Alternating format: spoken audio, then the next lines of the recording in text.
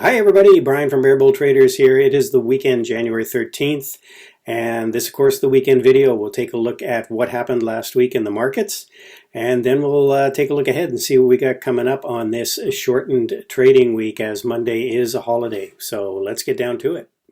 Okay, so as we always do, we'll start out by looking at what happened last week. So Thursday we had CPI inflation data, which came out a little higher than expected. We got PPI data, which is the producer price index, one step further into the supply chain curve, and it was actually lighter than expected. So kind of balanced out and actually a bit of a positive there because, that's where the producers, if the producers aren't seeing inflation, then that's going to filter down further to the consumer. So that was a good thing. Earnings season, we had some of the financials reporting. They were kind of all over the map. JP Morgan gapped up on some good numbers, but then sold off all day. So it was kind of an interesting response to some of these results that came out. Delta Airline, again, came out with some great earnings, but then they forecasted a weaker 2024. And really that hit all the airline stocks pretty hard. United, Alaska, they all dropped on that forecast that Delta Airlines put out, including Delta, of course. As far as the indexes go, it was a pretty good week for tech. We pretty much made back all the losses we saw in the previous week, and the IWM actually went nowhere when all was said and done. So technology and communication, not surprising. QQQ up that much. Those were the bigger gainers. Energy is a real interesting story. It just seems like there's a real balance in supply and demand, or maybe even a little bit more supply than demand, because you would think that with all the conflicts going on in the Middle East, where a lot of oil comes from, you would have thought the oil prices would be a lot higher, and therefore the energy sector a lot higher. But as it turns out, they were the biggest loser on the week. Quite a volatile week for energy as it was. 2-year, it dropped a little bit. Of course, on that PPI data, and the 10-year back down below 4%. So dollar was up just incrementally there. And Bitcoin came out with their, or the SEC came out with the approval for the ETFs, the Bitcoin ETFs, and a little bit of volatility in Bitcoin last week. It popped up initially and then sold off. So we're down a little bit right now, 43,000 compared to where we went out last week at 44,000. And that was the week in review. Okay, and before we start looking at some charts, as always, like to take a quick pause for a mention of my 2 books on Amazon. This is How to Swing Trade. This is one of my original books, Beginner's Guide to Trading Tools, Money Management Rules, Routines and Strategies of a Swing Trader. And then my latest book, of course, is How to Trade Options, if you're interested in that, Complete Guide to Trading Options. So that's it for the ads. So let's get down and look at some charts here. And as always, start out with a 2-year and the 10-year. We're always watching the yields. And you can see here we continue to kind of roll over on the yields on the 2-year, and it's the same story with the yields on the 10-year as well, definitely in a downtrend, and market pricing in some rate cuts, obviously 2024. And this PPI data that came out on Friday kind of reinforced the fact that maybe inflation is starting to come down some more, and the Fed is under a lot of pressure to start cutting some rates here as early as March. So we'll see if that actually plays out or not. So the transport's always a good sort of indicator of how the economy's doing. We've had this sort of double top here. It's actually a pretty nice looking double top rolled over the last week, and just I should say the week prior. And this week we're just sort of consolidating just at this area of prior resistance, and momentum not showing really any direction one way or another. A lot of volume on Friday on the transports. Just trying to think. The only thing that was really transport related was Delta Airlines. Airline stocks took a big hit on Friday, of course, with the Delta poor forward-looking guidance. All the airlines got a hit there, so that may explain some of that volume on Friday. And transports again kind of pulling back, consolidating after that big run. Here's the Dow. Again, the Dow kind of looking a little bit toppy here. We're kind of range bound right now after this monster run up here through November and December.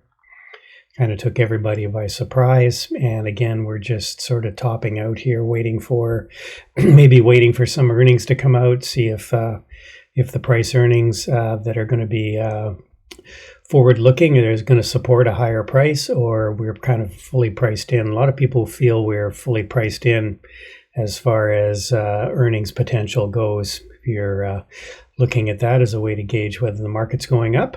Qs kind of looking like they're putting in a double top here, although Qs did the best this week, of course. Technology kind of leading the way back again. Big down week prior week, and now big up week. We regained pretty much everything we lost over just the last week here. So nice bounce back on the Qs, and that seems to be where money continues to flow here. And again, the SPY sort of still trying to break out here. Volume getting a little bit lighter as we're sort of pushing against that upper level of resistance from back in December. Again, kind of waiting for earnings, I think, to see if there's a case for higher prices. And again, right back up near all-time high there.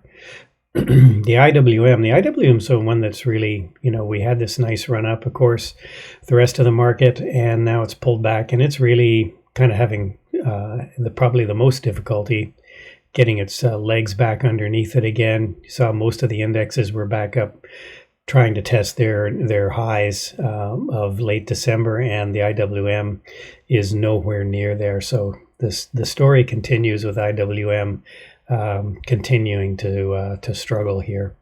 The VIX again, Vigor Index, no fear in the market. You can see here we're right down in the dregs here, down in the bottom of the range there, and again, no real fear of any kind of sell-off.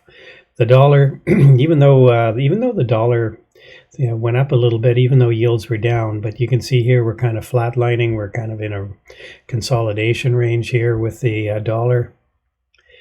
Again, kind of no big movement this week on the dollar, even with yields dropping a bit. And Bitcoin, of course, big news with Bitcoin. All the ETFs were approved. There was a bunch of them that were approved by the SEC. And it looks like it did turn out to be a bit of a buy the rumor, sell the news event here, because we've had this big drop. We're now trading down 42,400 area. And this is a pretty, looks like a pretty solid area of support here. If we drop much more here, I think we could be heading back down to 40,000, and then if we lose that, man, we're down into this range here. So I expect a little bit of, like I said, buy the rumor, sell the news, but I think it's going to be supported by all the fat cats that have put these ETFs together. They don't want to see this thing fail. And they'll be in there supporting it, BlackRock's and the Goldman Sachs's of the world. So I don't see this dropping a whole lot. And that's it for how things are looking with the market. Again, probably going to be a little bit of sitting on the hands, waiting for some of these other earnings to come out. There isn't really that much interesting next week. The following week, we do have more interesting stuff. We've got, Tesla, Netflix, Microsoft, but that is not next week. That is the following week. So let's take a look at some stocks might be watching for the week here. Apple, I mentioned last week, Apple probably was going to find some support at this 200 moving average, and of course that's pretty much exactly where we bounced off of here. So we've got a lot of work to do to get back up into into this trading range here, and there's obviously going to be a lot of resistance right in this 188, 190 level on Apple, especially now you've got these two moving averages again that are looking like they're going to cross. But again, there'll be resistance. And of course, this sort of 188 level is probably going to be some resistance for Apple as well. This bounce back volume has not been stellar, but at the very least, you could say Apple has found a bottom here. Again, Apple will be reporting in the next couple of weeks. I didn't check Apple, what its date was, but I'm sure its reporting date is coming up fairly soon. Affirm, I'm looking at Affirm. Affirm is kind of, they call this the shadow debt market, because I think a lot of the debt that people are taking on by buying and paying later, a lot of these things aren't showing up in people's credit ratings. So I think this actually is at a pretty significant level of support, 41, sort of that 41 level. We continue to break down here. There's a whole lot of air pocket that this could really drop down through. Again, the only thing I don't like about this is the short interest is up around 17 or 18%, which could be provide some support here. But momentum sort of slowly draining out of this thing. Again, I'm going to be watching for this loss of 40, 41 area. AMD, kind of a double top here, really extended on a PE basis. But again, it's sort of an AI play, and that's, of course, been hot. But you can see here, these last 3 days, really just, like I said, 150 seems to be an area that it's really struggling at here. But there's your support at 140. Boeing's coming down, just like Apple. Boeing's coming down to this 200-day moving average, somewhere around 214, 215. I'd watch that for an area where it could bounce from. Again, we've had a lot of selling, capitulation maybe here with all this big volume. Boeing's the kind of stock that, that there's bad news will come out and I don't know if we're through the bad news cycle on this yet. There's probably going to be more bad news, that's going to affect the stock. But Boeing's the kind of stock that, you could try to find a bottom on it, and a year later it'll be higher when all this sort of dies down. But right now we're kind of in the thick of the bad news cycle here. So here I mentioned Delta Airlines. Again, good numbers, great numbers, but bad guidance. And this, again, is something you just, if you knew the numbers, you might have bought a bunch of calls on the upside thinking it was going to really go higher. And then the CEO or CFO comes out not liking what things are looking like for next year. And this is what happens. So again, Delta Airlines, I think we're into an area where it could be some support down here around 37, but big volume day. So let it settle out a bit, and then maybe look at it for a long. Delta, probably one of the best airline in terms of its financial condition, and of course they don't have any of the MAX, the nines that are affected by this latest door blowout situation. Google's really, it's tried to break out here. It's sort of struggling. Again, probably now sort of a wait and see for earnings. Meta just continues to go higher. AI play, just really good fundamentals, and it's just continuing to rock higher here. Again, I'm not sure when it's reporting. Probably it's not next week. But again, it looks like it's heading to 400 level.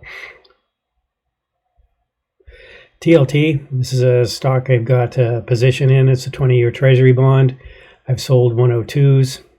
The calls up here, that's a short play, so I sold them somewhere around here, thinking that that we'd really run too far, and it's pulled back, and I still have ones from these 85 puts that I sold way down here, and they're basically worthless. Both of them expiring in about a week or so. So both of them keeping the premium on them, and just playing extremes up and down. Tesla's having a lot of bad news lately. Coming in second to BYD and cutting prices in China on their cars.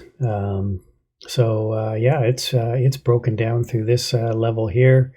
And man, we could be coming down to test this sort of 215 level next, somewhere between 215 and 210.